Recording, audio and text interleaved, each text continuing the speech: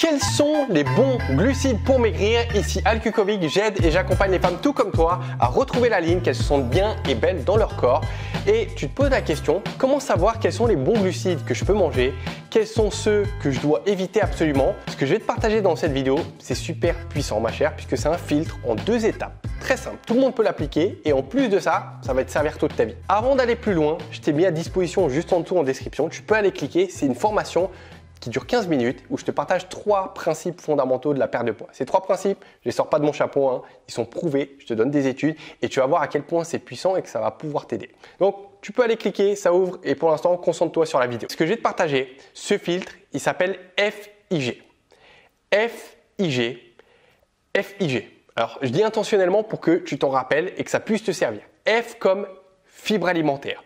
Pourquoi? Parce que les fibres alimentaires que tu as dans ton alimentation, en fait, elles ne sont pas digérées, elles ne sont pas absorbées par ton système digestif et elles vont avoir 0 calories. Donc, ça va nous intéresser. Pourquoi? Parce que là, je suis allé sur passeportsanté.net, super site, où en fait, il y a 2 types de fibres, juste pour t'expliquer en quoi ça consiste. Les fibres solubles, elles vont t'aider à contrôler ton taux de cholestérol, donc c'est bon pour la santé, et ça va te permettre de maintenir des taux de sucre stables. Et ça, c'est super important, puisque dans une perte de poids, qui peut te faire stocker, c'est quoi? C'est l'instabilité de ta glycémie, quand tu manges pas mal de glucides ou du sucre, hop, des pics qui fait stocker au niveau du ventre.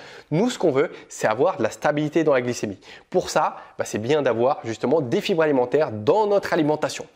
Ensuite, on a les fibres qu'on appelle insolubles. Ont pour principale fonction de nettoyer les parois de l'intestin, facilitent l'évacuation des selles et préviennent la constipation. Donc comme tu vois, 1. Stabilise ta glycémie. 2. C'est super bon pour ta santé. Et dans un troisième temps, alors c'est pas évoqué, mais c'est bon pour ton microbiote, il y a plein de choses derrière et ça t'apporte surtout un sentiment de satiété. Donc tu vas peut-être diminuer tes grignotages, peut-être diminuer tes envies de manger, tu vas te sentir rassasié, tu n'auras pas envie de manger plus et ça, on est gagnant à 100%. Donc les fibres alimentaires, c'est quoi la règle que tu dois respecter et avoir en tête? C'est tout simplement d'apporter 1 g de fibres alimentaires pour 6 g de glucides. Je le refais, d'apporter un ratio de 1 g de fibres alimentaires pour 6 g de glucides. Comment tu vas faire concrètement dès ce soir ou dès demain? Lorsque tu vas aller au supermarché, tu vas faire attention et j'espère que tu vas te souvenir de ce que je t'ai dit. Comme ça, tu vas retourner le paquet, je ne sais pas, de glucides que tu manges. Donc riz, pâtes, pois chiches. On va prendre les pois chiches comme exemple. Tu vas retourner les paquets et tu vas t'intéresser combien il y a de grammes de glucides. Donc, allez, je vais prendre pour l'exemple complètement au hasard 30 g de glucides. Voilà, 30 grammes, un chiffre rond. Et tu vas voir quantité de fibres, tu vas voir 2 grammes par exemple. Donc, quel est le ratio? Je te laisse faire le calcul. Tu as 1 gramme de glucides, 1 gramme de fibres pour 15 grammes de glucides. Donc, en fait, le ratio 1 pour 6 que je viens de te partager, il n'est pas respecté. Donc, ça veut dire que c'est un glucide moyen. Autre exemple, si tu prends les lentilles. Alors pour le coup, pour les pois chiches, c'est pas vrai, c'est un bon aliment qui contient des fibres. Et les lentilles, pareil, c'est un bon aliment. Donc les lentilles, je sais pas, tu vas retourner les paquets, tu vas voir 30 grammes de glucides, pareil, mais cette fois-ci, tu vas voir 5 grammes de fibres. Donc là, le ratio 1 pour 6 est respecté. Et ça veut dire que c'est un bon aliment et que tu peux le mettre de côté, tu peux le consommer de manière régulière puisqu'il va t'aider. Autre, cette notion que je voulais te partager de fibres alimentaires.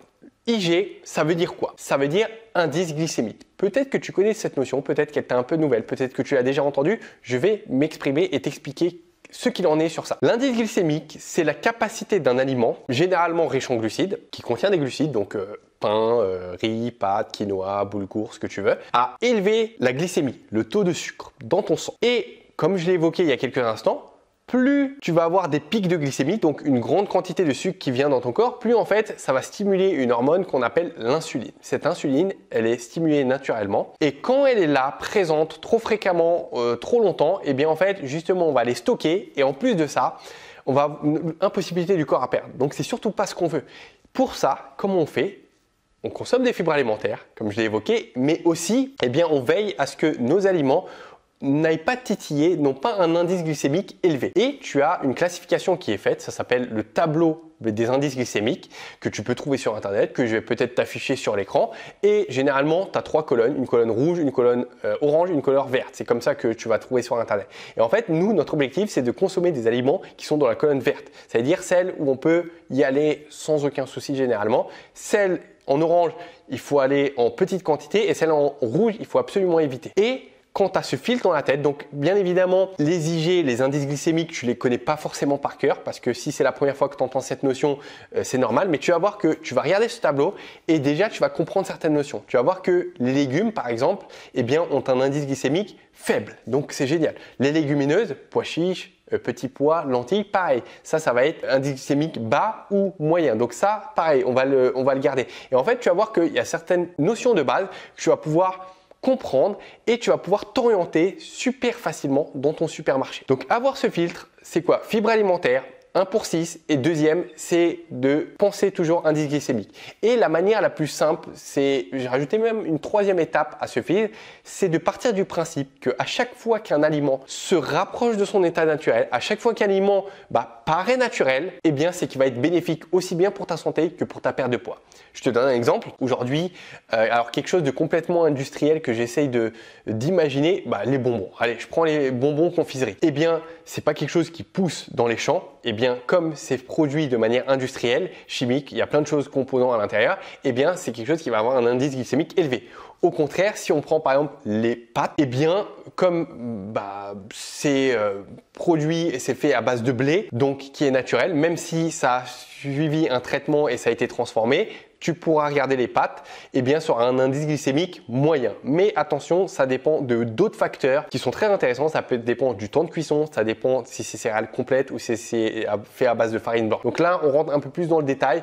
Tu n'as pas forcément besoin de savoir ça puisque c'est pas non plus ça qui fait toute la différence. Mais si tu pars de ce principe de toujours faire le filtre fibres alimentaires, IG et de toujours avoir ce réflexe de regarder derrière le paquet et de regarder ce tableau que tu pourras aller voir après cette vidéo, eh bien ça va carrément t'aider à choisir entre bons glucides et mauvais glucides.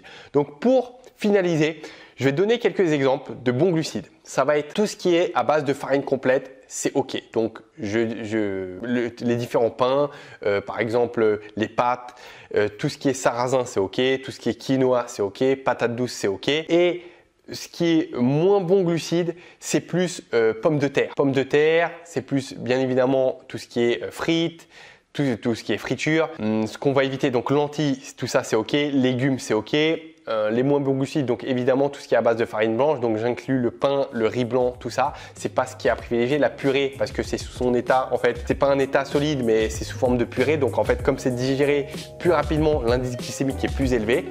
Et voilà, je t'ai fait un petit topo, je pense que tu as vu une vue globale de ce qu'il en est. Donc, je t'ai tout dit, si tu as quelque chose à rajouter dans ce que je viens de dire par rapport à ce filtre, tu peux rajouter, peut-être que tu peux rajouter des aliments qui te plaisent, que toi tu consommes, comme ça on a une liste d'aliments juste en dessous et les autres filles pourront s'en inspirer juste en dessous en commentaire. Je te dis à très vite, n'oublie pas de cliquer juste en dessous pour aller télécharger ta formation avec les 3 facteurs qui sont prouvés. Je te dis à très vite de l'autre côté et n'oublie pas ma chère, on ne lâche rien lorsqu'on fait. Ciao!